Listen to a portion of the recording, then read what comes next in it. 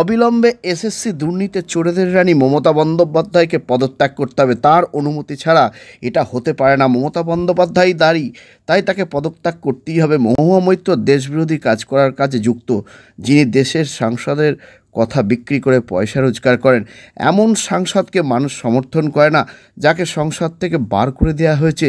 তিনি আবার ঘুরপথে সংসদে ফিরবেন, এখানকার চিন্তাশীল মানুষ করবে না। হাইকোর্টের চাকরির বাতিল করা নিয়ে তৃণমূল নেতাদের কলার চেপে ধরা উচিত, যে টাকা ফেরত দাও। কেন রাহুল সিনহা এ কথা বললেন, আজকাল আগামীকে দেয়া কৃষ্ণনগরের সেই একান্ত সাক্ষাৎকার আমরা শোনাবো। তৃণমূল নেতাদের এখন কলার চেপে ধরা উচিত, যে টাকা ফেরত দাও রাহুল সিনহা। আর দূরে নয় অ্যাপেলো, হাত বাড়ালেই অ্যাপেলো। অ্যাপেলো এবার আপনার বাড়ির কাছে।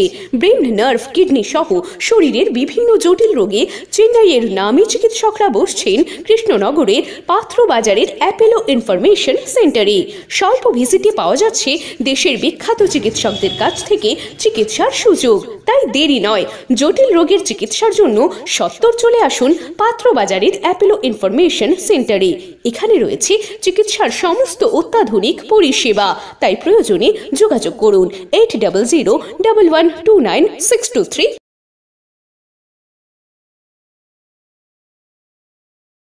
খুব জায়গা কৃষ্ণনগরে অনেকদিন পর এসে কি মনে হচ্ছে? কৃষ্ণনগরে এবার আমরা 100% জিতব। এর আগে জলুদাকে লোকেরা জিতিয়েছে, এবার আমাদের অমৃতা রায় যিনি দাঁড়িয়েছেন তিনি রাজবাড়ির মা, অতএব ব্যাপক জনসমর্থন থাকবে। তার কারণ যে উল্টো দিকে যে তৃণমূল কংগ্রেসের প্রার্থী, সে মহুয়া হচ্ছে সম্পূর্ণভাবে দেশ বিরোধী কাজের সাথে যুক্ত।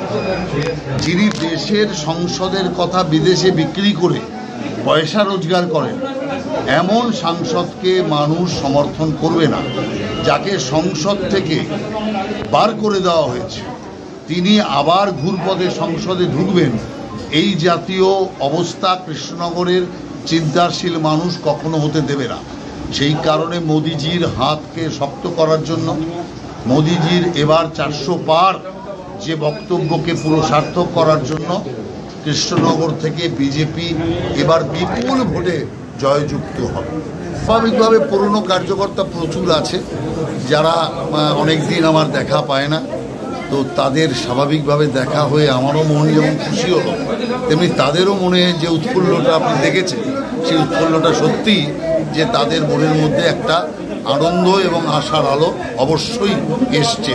এতে স্বাভাবিকভাবেই আরও পার্টির যে ইলেকশন লড়াই আরও বেশি সক্রিয়। প্রার্থী হওয়াটা আপনারা করেছেন, মানে রাজবাড়ি মানে কৃষ্ণনগর তথা নদী আসলে নয়, মানে অঙ্গবঙ্গ কলিঙ্গর বলা হতো মহারাজা কৃষ্ণনগর।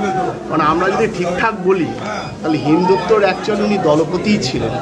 সেক্ষেত্রে তার অ্যাডভান্টেজই বা কতটা, বা অভিযোগ তুলছে তার ডিসঅ্যাডভান্টেজই বা কত? না না না, কোনো ডিসঅ্যাডভান্টেজ নেই, শুধু অ্যাডভান্টেজই আছে। তার কারণ হচ্ছে রাজা কৃষ্ণচন্দ্র তিনি এখানে জগদ্ধাত্রী পূজার সূত্রপাত করেছিলেন। অতএব হিন্দুত্বের বীজ বপন করার জন্য যদি কেউ কাজ করে থাকেন, রাজা কৃষ্ণচন্দ্র করেছেন। এবং তার মধ্যে একজন প্রজাবৎসল রাজা, যিনি প্রজার কল্যাণ করে গেছে।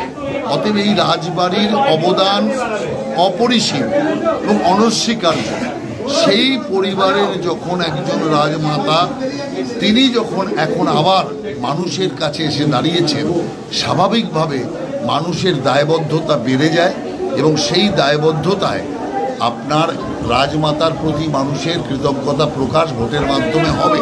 আর এটা বুঝতে পেরে মহুয়া দেবী চিন্তিত, আর চিন্তিত বলেই উনি এখন অপপ্রচার করার কাজ শুরু করেছেন। তো মমতা ব্যানার্জি অপপ্রচার করছেন, উনি তো করবেই।